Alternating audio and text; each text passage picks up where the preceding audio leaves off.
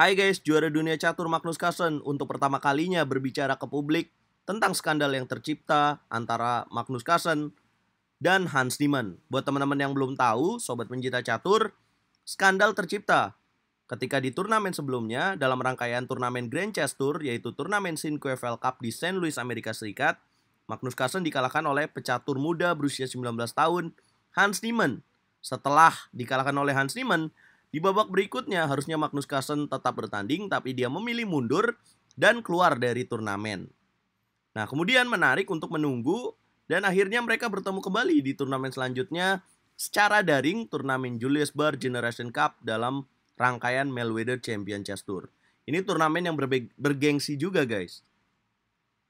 Tapi hal aneh kemudian terjadi kembali ketika Magnus hanya menjalankan satu langkah saja, kemudian memilih untuk resign, menyerah, dan mematikan kameranya, meninggalkan konferensi. Nah, tapi di babak berikutnya dia tetap main, guys. Nah, ini menarik. Kenapa setiap ketemu Hans Niemann, apakah Magnus akan selalu melakukan hal yang sama? Akhirnya dia berbicara kepada tim Chess24.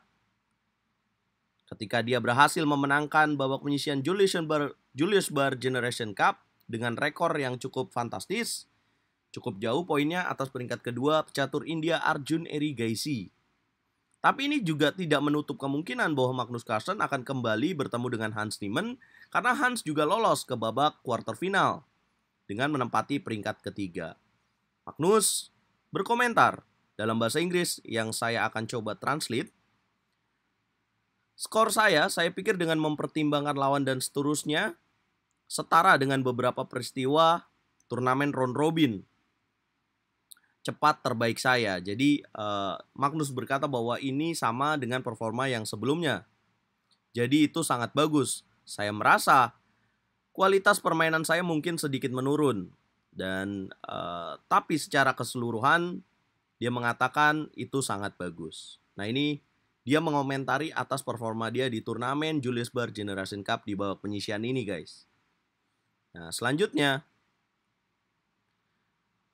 di hari terakhir juga ya, Magnus memenangkan 3 pertandingan tersisa melawan para pecatur junior terbaik dunia, karena ini format turnamennya, yaitu Vincent Keimer, pecatur muda dan nomor 1 dari Jerman.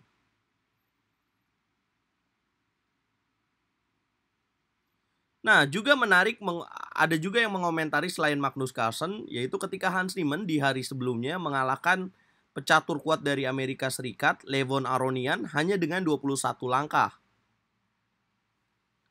Nah, Levon juga memberikan komentarnya.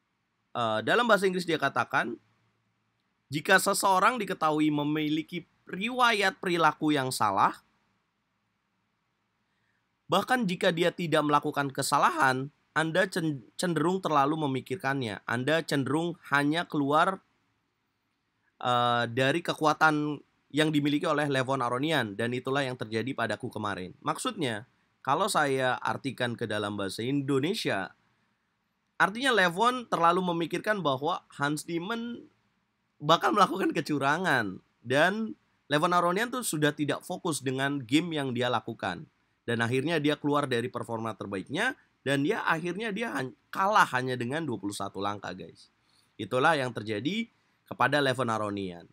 Itu yang dia komentari, guys. Tapi bukan berarti bahwa Levon menuduh Hans Niemann curang ya. Artinya dia hanya mengatakan bahwa memang ya si Hans Niemann sendiri yang bilang bahwa dia waktu junior pernah melakukan kecurangan permainan catur online.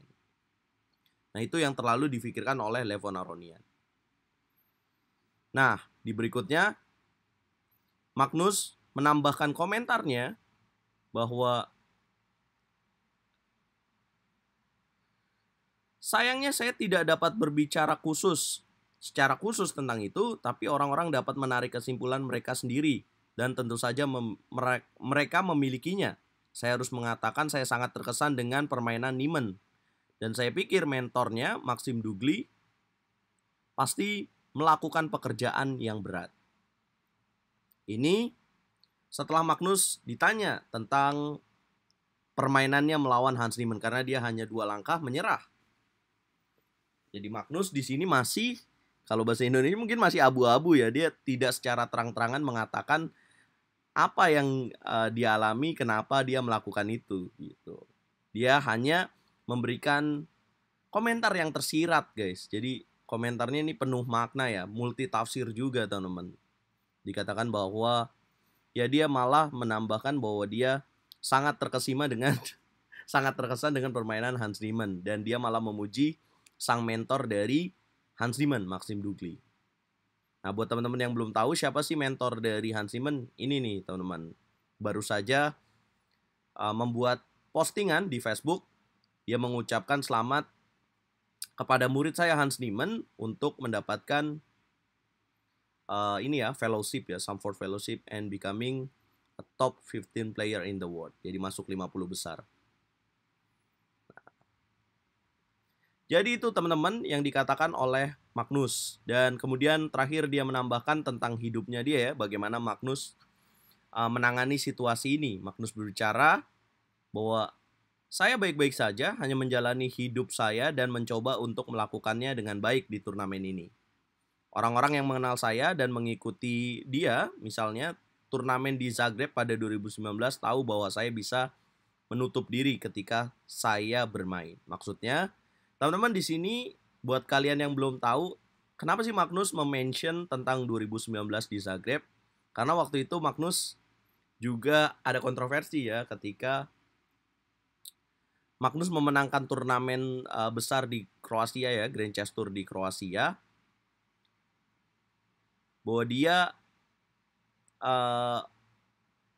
ada masalah lah dengan Federasi Catur Norwegia tentang lobby sponsorship negara dalam perjudian, guys. Jadi ini yang pernah terjadi dalam sejarahnya Magnus Carlsen. Jadi dia pengen buat kalian yang udah mengenal Magnus Carlsen bahwa Magnus ya bisa seperti ini, bisa diem aja dan bisa menutup diri, guys. Oke, inilah komentar dari Magnus Carlsen, teman-teman. Bagaimana menurut kalian? Kita ngobrol di kolom komentar. Jangan lupa like, share, dan subscribe. Pastinya RL Chess coba sajikan berita-berita yang memang ada faktanya, jadi tidak abu-abu. Dan baru pertama kali akhirnya Magnus Carlsen berbicara.